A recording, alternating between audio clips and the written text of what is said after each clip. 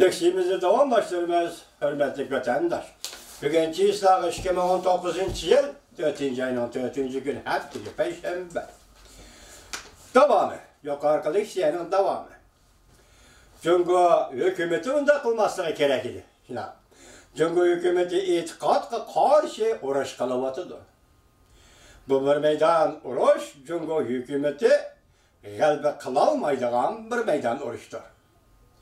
Biz bunda ahvalga qattiq zarba berimiz.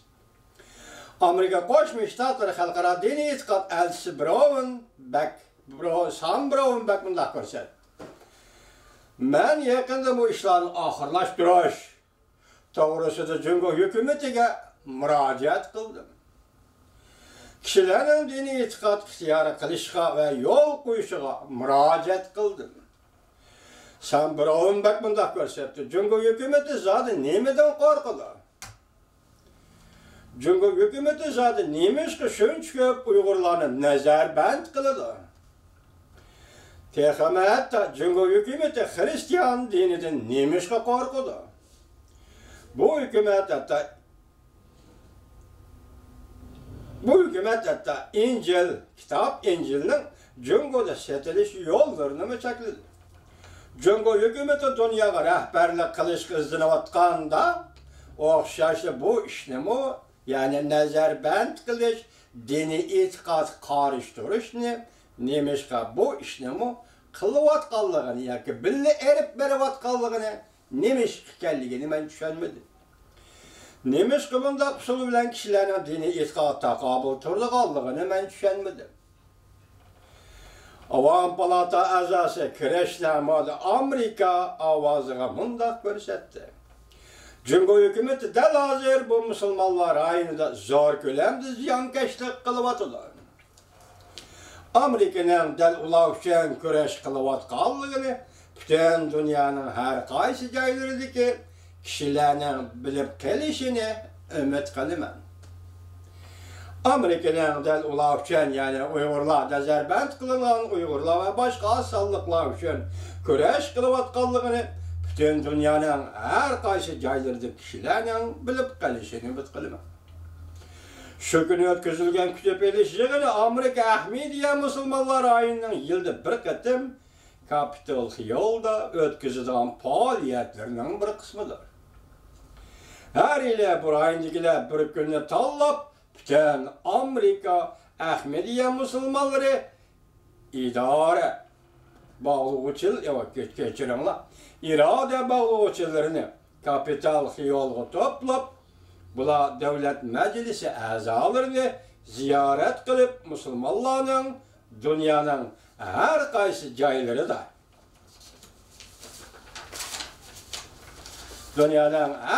joylarida jumladan Jungodagi musulmonlarning qiyin ahvoli to'g'risida davlat majlisi a'zolariga ahvol tanishtirib, Amerika Qo'shma Shtatlari davlat majlisining xalqaro diniy e'tiqod erkinligini qo'g'dishini umid qiladi.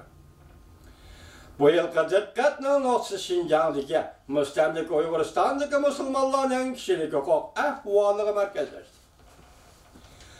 Amerikada 30 shtatda yetib kelgan 125 nafar fidoi va Uyg'ur musulmonlari faoliyatga qatnashib, 200 nafar palata a'zolarining ishxonalarini ziyorat qildi.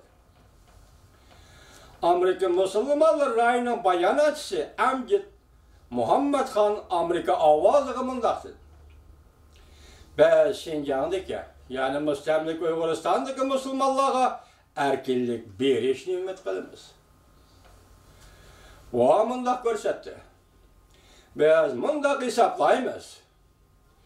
Biz intayin aniq ko'rsatib qo'yishimiz kerakki, barliq kishilar negizlik aqalli kishilik huquqdan bahramand bo'lishi lozim.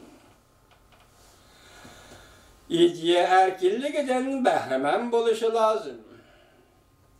İddiaviy fikr qilish huquqi tortib elinmasligi kerak. Qonunsiz holda nazarband qilinmasligi kerak. Erkin sud qilinish huquqiga ega bo'lish lozim. Bu işler Cumhur'un ekber algın asıl yaşaydıgan Uygurlar İslam dini muhlislerine mesele elip geldi.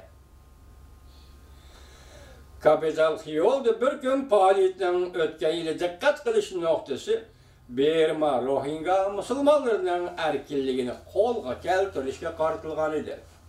Bu Ahmediye Müslümanları rayini İtikat Rayini degan bu teşkilatның kurulgan ordu London ekan, hazır merkezi London ekan. Belgisi Amerikada yaşayotgan Müslüman cemiyetlerinin faaliyetleri ekan. Bu Müslüman cemiyetleri Amerikada tunji qatim. Endi bunu eğitimizge Amerikada hazır siyaset özgürlüyotgan bir paytda, Cumhur siyaseti özgürlük bolayotgan bir paytda bu Müslümanların oyg'onishi tabiiy bir iş. Şundaqla bu kişinin böyle yeteklep gelip siz maaşını kılıp bırakın degenim yok. Bu şan şerefli bir iş gerek olsa, bir iş doğru gelse Amerika Müslümanlar Cemiyeti ve şundaqla Amerika halkı ve Amerika Kongresi vakıten bunları kütübeleş yığın edip şu yığında bunların Uygur meselesini oturup koyuşu fırsat yaratıp geldiği için Amerika Kongresi ve Amerika halkı rahmet eylesin.